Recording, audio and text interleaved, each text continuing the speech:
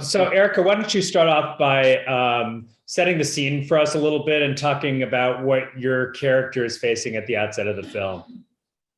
Sure. My character's name is Helen. She's a doctor and she's a mother and a wife. They've recently moved out, her entire family, from the city into a rural space. It's a beautiful house. She has a wonderful family. She has three children, a new baby girl and older girl, and a young man that a boy who they've adopted, who is autistic.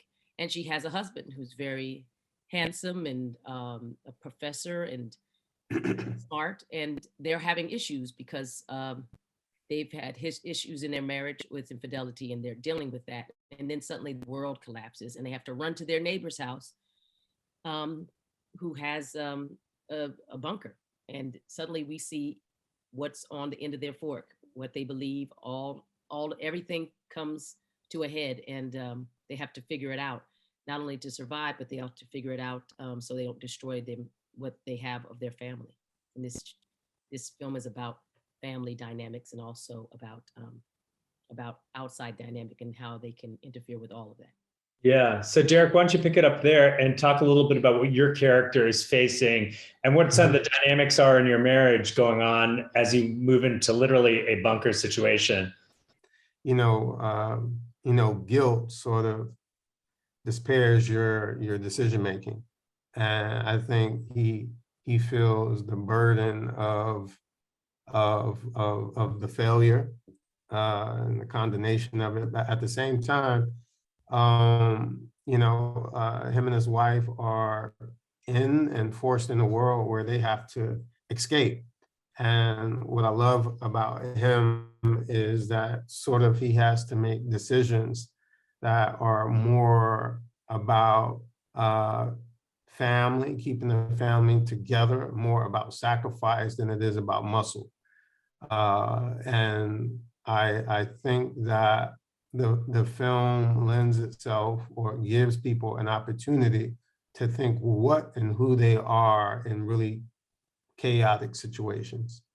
Yeah, yeah. I mean, I thought it was pretty interesting about the way it really felt ripped from the headlines with a lot of how current it was. Like, I think you even have a critical race theory book in your bookshelf. And I was like, wow, that's really like you hit the nail on the head, didn't you?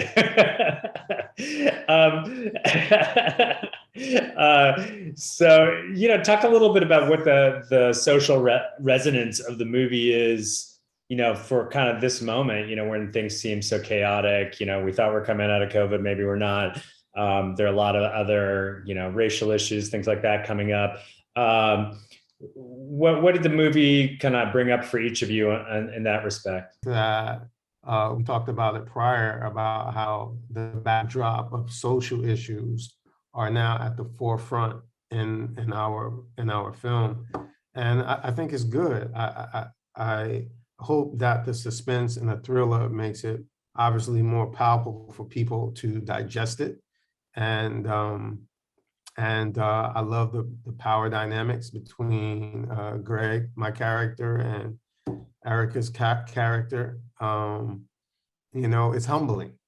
What's funny is that these conversations should be where they actually happen, which is college. You have to take critical race theory. No one gives it to you in elementary school. You get American history. The fact that they've been able to leverage that inside of schools to make it a point of contention so they can, I think, take over school boards is clever, because we always get, like it's like a head fake. Let's show you this, that's all there. And so we can do this other thing. And I think that that's what we're talking about with power. Where is it? And I think as long as they're able to distract us with conversations that don't even come up in the high school or, the public school system or, that system until you go to college, which is Greg's character is a professor. So he should rightly have a book about critical race theory. That makes sense. But we don't have the conversation about American history and teaching it in its fullness. And that's what when you look at things like 1619 Project, we're just saying there's more than the history you've learned. There's all the history. And what are we leaving out? And does that make us truly American not to know these things? And so we're able to avoid them or also, lean into them if they were good. For both of you, do you think that the movie had a message at the end of it? I'm actually interested to see how it comes off, frankly, because it took for other people. I don't know what the message is exactly, and I didn't want to give anything away, but I do know one thing, that it takes a village. That's all I can say. That at the end of the day, we're people, and we're trying to find the best situations forward. So I don't know. That's a great question. I do not know. I haven't seen it, so I don't know.